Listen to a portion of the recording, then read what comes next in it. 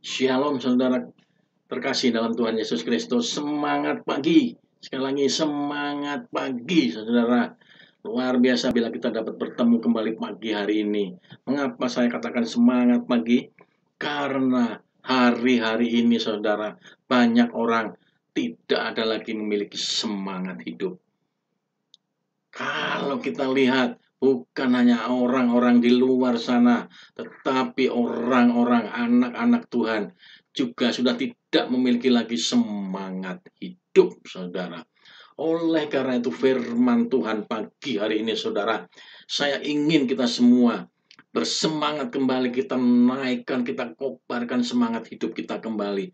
Kita harus punya yang namanya antusias, kita harus punya yang namanya passion for life, yaitu gairah hidup agar kita dapat melanjutkan kehidupan ini.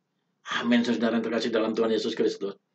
Firman Tuhan pagi hari ini saudara terambil dalam Amsal 18 ayat 14. Ini adalah ayat yang sangat-sangat saudara sudah kenal, saudara sudah sering mendengarnya.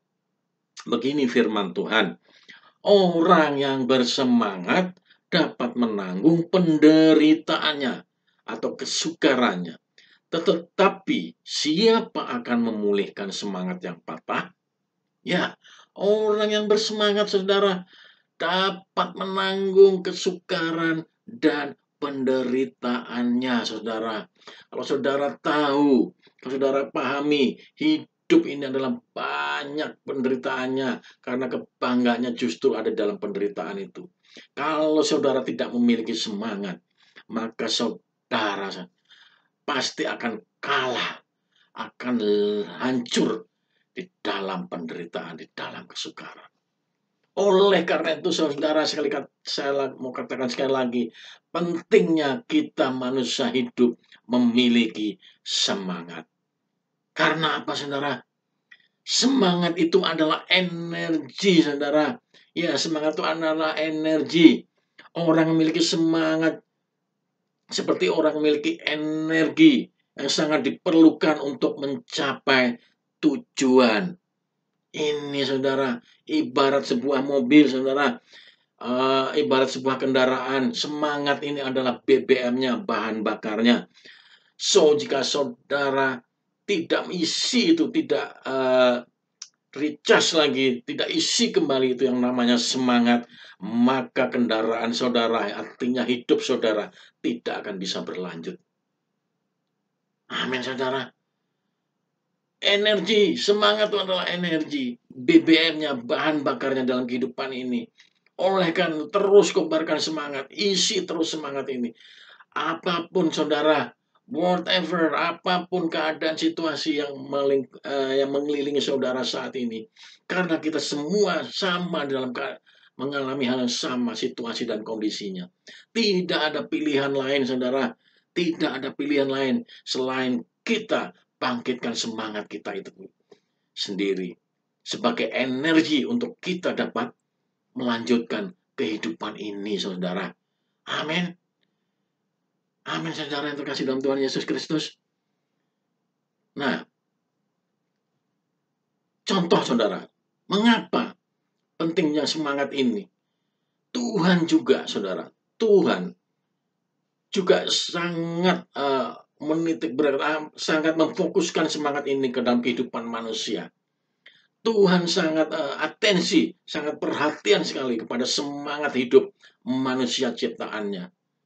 Kalau saudara lihat, Tuhan tidak pernah kehilangan semangat di dalam menciptakan, di dalam menciptakan kehidupan ini, menciptakan bumi dan segala isinya, menciptakan manusia, kemudian melanjutkan proses kehidupan ini, memonitor, mengendalikan seluruh kehidupan ini. Tidak ada yang namanya Tuhan kehilangan semangat, saudara. Tuhan selalu memiliki gairah, semangat yang luar biasa, saudara. Di dalam Kisah 12, saudara, mungkin saudara sudah sering mendengar bagaimana Tuhan memerintahkan Musa mengenai, ini kisah mengenai 12 pengintai, saudara. Kisah 12 pengintai. Bagaimana Tuhan memerintahkan Musa memilih 12 pemimpin untuk mengintai negeri Kanaan yang dijanjikan itu. Mengapa Tuhan harus mengintai, menyuruh Musa untuk mengintai? Bukankah Tuhan bisa saja memberikan negeri itu, kemudian ikut berperang dan sebagainya, sehingga Musa dan bangsa Israel pada saat itu dengan mudah bisa mengambil negeri yang dijanjikan itu, negeri di Kanaan itu. Nah, kita lihat di dalam Bilangan 13 ayat 1 begini bunyi firman Tuhan. Kita lihat dulu saudara kisah ini. Tuhan berfirman kepada Musa, ayat 1 ayat 2, suruhlah berapa orang mengintai tanah Kanaan yang akan kuberikan kepada orang Israel. Dari setiap suku nenek moyang mereka haruslah kau suruh seorang, semuanya pemimpin-pemimpin di antara mereka. Nah, mengapa Tuhan memerintahkan 12 pemimpin untuk mengintai? Ini saudara, ini maksud Tuhan. Pertama, karena Tuhan ingin menguji semangat mereka, saudara. Apakah mereka masih memiliki semangat ketika mereka sudah kehabisan tenaga, sudah mungkin kehabisan semangat di padang gurun. Nah, saat ini Tuhan ingin menguji, masihkah mereka memiliki semangat? Maka Tuhan memerintahkan kepada Musa untuk memilih 12 pemimpin untuk mengintai negeri Kanaan itu. Tuhan ingin menguji semangat mereka, saudara. Kedua, Tuhan ingin menguji rasa percaya mereka. Nah, akhirnya saudara bisa lihat kisah itu. Siapa saudara yang lolos dari ujian tersebut? Siapa yang lolos, saudara? Yang masih memiliki semangat dari 12 orang itu? Hanya dua, saudara. Hanya dua. Yaitu siapa? Yosua dan Kaleb. Di dalam Bilangan 14 ayat 10 nanti saudara bisa baca. Hanya Yosua dan Kaleb, saudara. Apa bedanya, saudara? Sehingga mereka memiliki nilai value plus di hadapan Tuhan. Coba lihat perbedaan yang dikatakan oleh 10 orang dengan 2 orang, yaitu Yosua dan Kaleb. Bagaimana mereka masing-masing ini memiliki semangat atau rasa percaya yang tinggi di dalam diri mereka. Di dalam Bilangan 13 ayat 30 begini.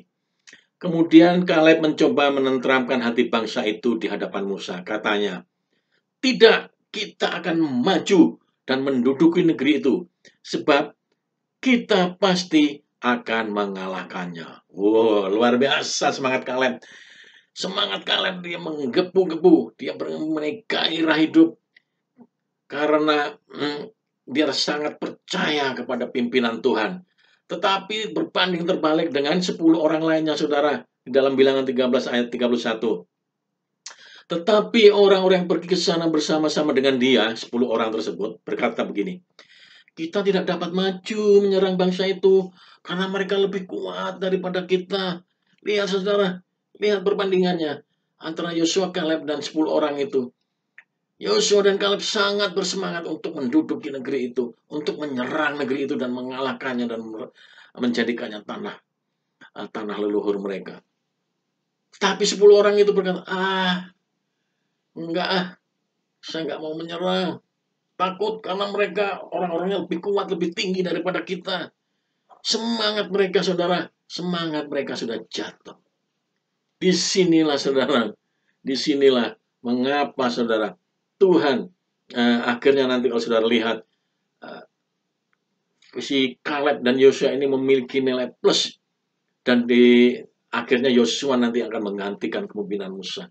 Karena Yosua dan Kaleb memiliki semangat, saudara, memiliki semangat, memiliki gairah hidup. Itu yang Tuhan suka dalam kehidupan anak-anaknya. Saudara jangan lemah, saudara jangan patah semangat, saudara. Saudara jangan putus asa. Karena apa? Karena kita perlu yang namanya antusias, gairah hidup seperti saya katakan tadi. Ini adalah bahan bakar untuk kita terus dapat berjalan di dalam kehidupan ini.